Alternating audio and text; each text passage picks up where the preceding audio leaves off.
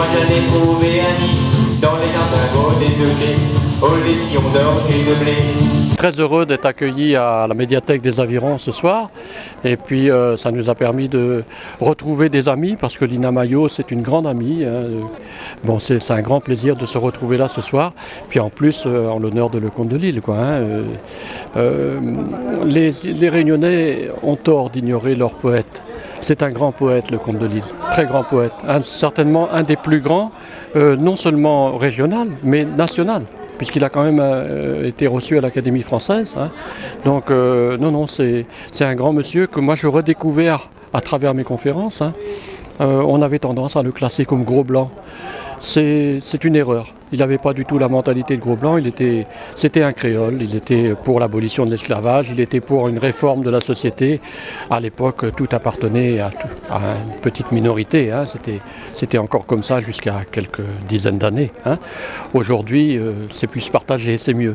Voilà. Notre direction nous a demandé de préparer une exposition pour le bicentenaire de Lecomte de Lille. Donc on s'est proposé de rassembler tous les documents qu'il y avait dans les collections du département, donc pas que à la bibliothèque départementale, mais aussi aux archives, au musée Léon Dierx.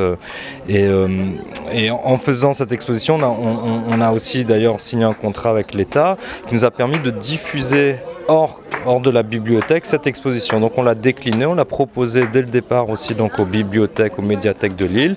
Et du coup on a 15 médiathèques qui jusqu'en fin 2019 vont présenter l'exposition à l'occasion du bicentenaire.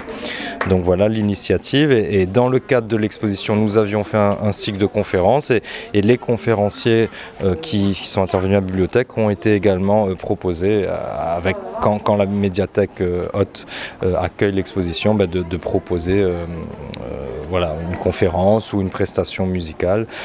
Et forcément, il y a Jim Fortuné qui a composé, mais Dominique Aupier et le groupe Renaissance ont beaucoup travaillé cette année du coup également à mettre en musique certains des poèmes de Lecomte de Lille. Et donc c'est important de lire son œuvre et que son œuvre soit apprise, je le souhaite, à l'école et dans les conservatoires, puisqu'on a de la musique également en quantité qui reprend sa poésie. Après plusieurs années, on a de nouveau retrouvé le groupe Renaissance avec Dominique Aupier et ses deux garçons. Voir de la cornemuse à la médiathèque, accueillir la Bretagne chez nous pour mettre en valeur Lecomte de Lille, ça c'était franchement un super cadeau. Belle initiative de la médiathèque de nous offrir cette conférence de l'historien Monsieur Aupier qui vient clôturer l'exposition dédiée à notre grand poète réunionnais Lecomte de Lille. Nous avons passé un magnifique moment. Les poésies de Lecomte de Lille en chanson par le groupe Renaissance, c'était extraordinaire.